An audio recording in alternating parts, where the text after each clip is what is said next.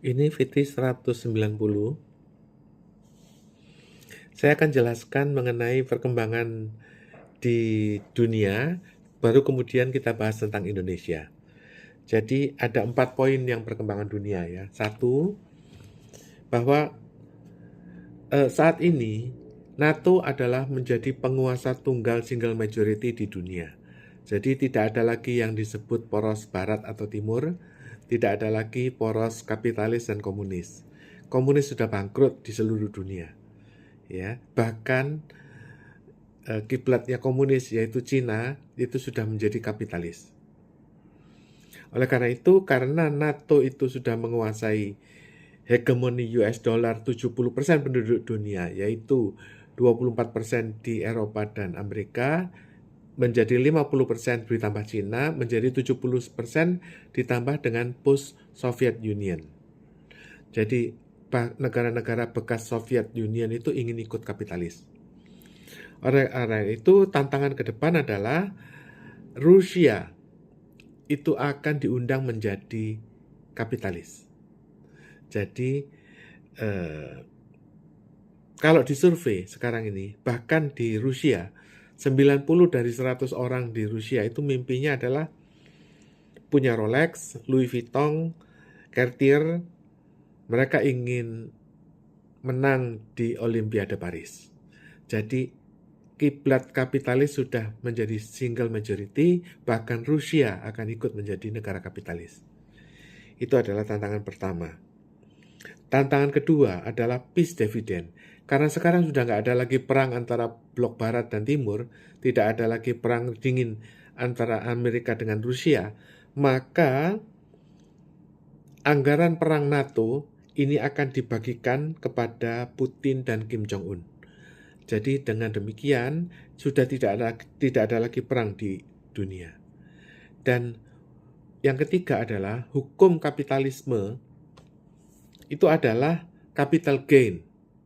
Jadi caranya adalah negara-negara di dunia itu menggeruduk Cina, masuk ke Cina, kemudian mendapatkan capital gain. Harga tanah-tanah di Shanghai itu yang tadinya 10 juta, sekarang sudah 400 juta. Nah, 30 kali 40 kali lipat yang terjadi di seluruh China. Oleh karena itu, tantangan ke depan adalah orang-orang investor yang di China itu akan bedol desa pindah ke Indonesia, Moskow, Pyongyang, atau negara-negara Afrika. Itu adalah hukum kapitalisme.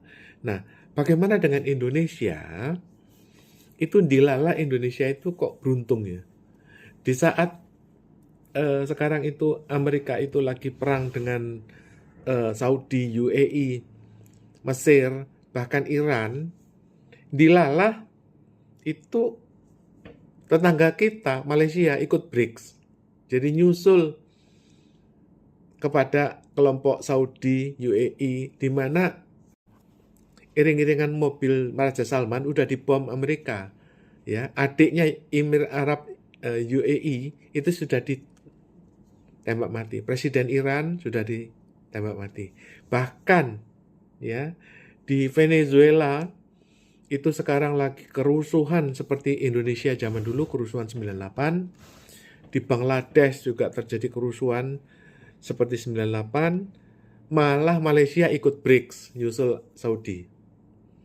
Inilah untungnya Indonesia. Ya, bahkan sekarang itu kantor Perdana Menteri Malaysia sedang protes kepada Facebook karena postingan dari Perdana Menteri Datuk Anwar Ibrahim itu disensor oleh Facebook. Karena Datuk Anwar Ibrahim menuntut supaya Israel itu diadili karena membunuh panglimanya Hamas.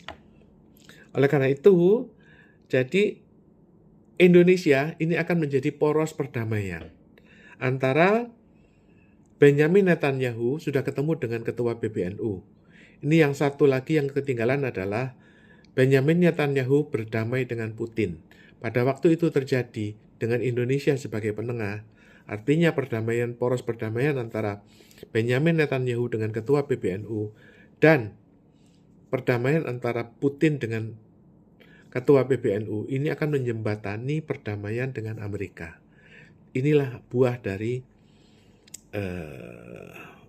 perlindungan Tuhan kepada Indonesia, sehingga pada saat-saat genting di mana Amerika sudah tidak lagi berperang dengan Rusia, itu perdamaian terjadi lewat Indonesia.